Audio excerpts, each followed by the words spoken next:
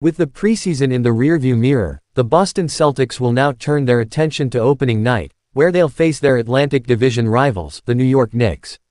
The Knicks made significant strides in the offseason, re-signing OG Anunoby and acquiring Mikal Bridges from the Brooklyn Nets and Karl Anthony Towns from the Minnesota Timberwolves.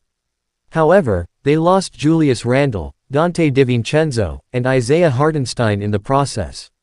With three dynamic scorers and their star point guard, Jalen Brunson, the Knicks have naturally become one of the greatest obstacles for the Celtics to overcome if they hope to win back-to-back championships. Here are the three keys to the Celtics defeating the Knicks on opening night. While the Knicks lost Hartenstein in free agency, adding Towns could prove to be a game-changer. And though they gave up Julius Randle and noted Villanova guard Donte DiVincenzo, they gained one of the league's most offensively versatile big men. Towns has already shown flashes of brilliance in the Knicks' well-spaced offense, familiarizing himself with Jalen Brunson's unique subtleties in the pick-and-roll. During Kristaps Porzingis' absence, Al Horford, Luke Kornet, Xavier Tillman, and Neemias Queta will have to do their best to limit Towns on the perimeter. In all likelihood, even Jason Tatum will contribute, given his stellar defense of Daniel Gafford in last year's NBA Finals. Thankfully, the Knicks only acquired Towns at the beginning of October, meaning there's still a natural unfamiliarity with Tom Thibodeau and Brunson's offense. Brunson is the force with which the Knicks' offense gravitates around.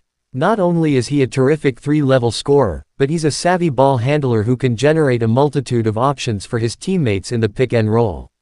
Last year, the Knicks found tremendous success thanks in large part due to the unique personnel that their executive, Leon Rosem, surrounded their point guard with. Josh Hart and DiVincenzo both played with Brunson at Villanova, Anunoby is an archetypical 3-and-D wing, and Hartenstein was a tremendous screener and offensive rebounder.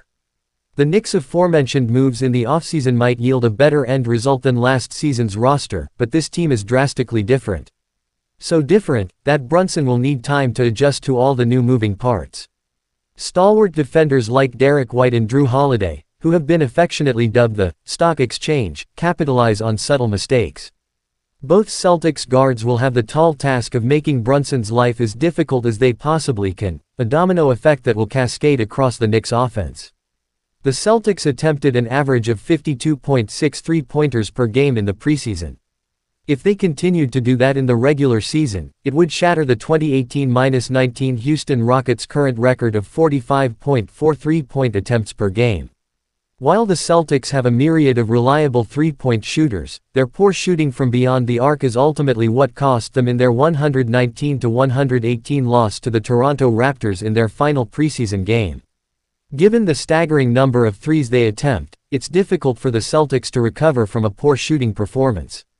So, accuracy is essential if the Celtics want to win their home opener.